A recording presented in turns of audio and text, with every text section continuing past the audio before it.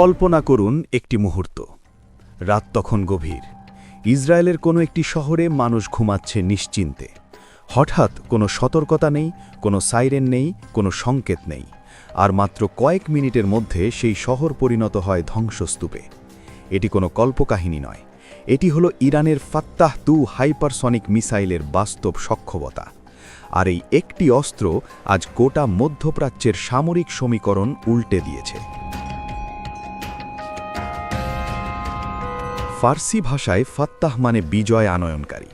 2025 সালের শুরুতে ইরান যখন ঘোষণা দেয় যে এই মিসাইল আনুষ্ঠানিকভাবে মোতায়েন করা হয়েছে, তখন পুরো সামরিক বিশ্ব একটু থমকে যায়। কারণ এই মিসাইল শুধু একটি নতুন অস্ত্র নয়, এটি যুদ্ধের সংজ্ঞাটাই পাল্টে দিয়েছে। তাহলে কি এমন আছে এই ফাত্তাহ-2-তে? প্রথমত এর গতি।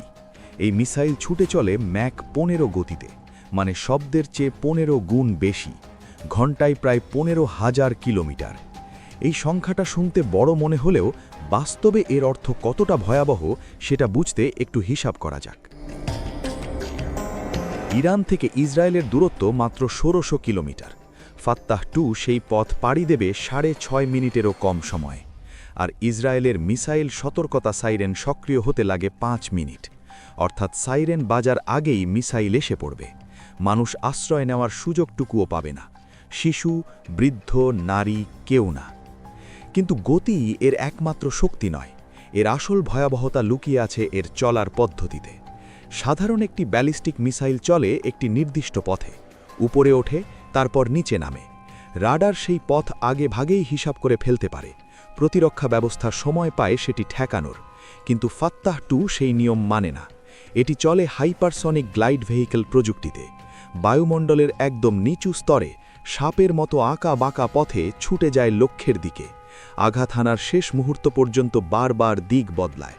কোনো কম্পিউটার সিস্টেম, কোনো কৃত্রিম বুদ্ধিমত্তা তার পরবর্তী গন্তব্য আজ করতে পারে না। রাডার একে দেখার আগেই এটি তার কাজ শেষ করে ফেলে। এবার আসা যাক পশ্চিমা প্রতিরক্ষা ব্যবস্থার কথায়। ইসরায়েলের অ্যারো 3 বিশ্বের অন্যতম সেরা আকাশ প্রতিরক্ষা সিস্টেম, কোটি কোটি ডলার খরচ করে তৈরি। কিন্তু এটি কাজ করে তখনই যখন মিসাইলের পথ আগে থেকে অনুমান করা যায়। ফাত্তাহ-2 এর বিরুদ্ধে সেই অনুমান করাই সম্ভব নয়। আমেরিকার পেট্রিয়ট মিসাইল সিস্টেম একইভাবে অকার্যকর। থার্ড সিস্টেম সেটিও না। এই সিস্টেমগুলো তৈরি হয়েছিল আগের যুগের হুমকি মোকাবেলার জন্য। ফাত্তাহ-2 সেই যুগকে পেছনে ফেলে এসেছে। সামরিক বিশ্লেষকরা পরিষ্কার বলছেন, এই মুহূর্তে পৃথিবীর কোনো প্রতিরক্ষা ব্যবস্থাই ফাত্তাহ-2কে নির্ভরযোগ্যভাবে থামাতে সক্ষম নয়।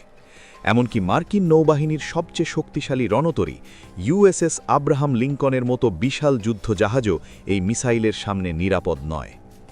ফাত্তাহ-2 বহন করতে পারে কয়েক শ কেজি উচ্চ ক্ষমতার বিস্ফোরক, যা দিয়ে মাটির নিচের সুদৃঢ় বাংকার, পুরো একটি সামরিক ঘাঁটি মুহূর্তেই ধুলোয় মিশিয়ে দেওয়া সম্ভব।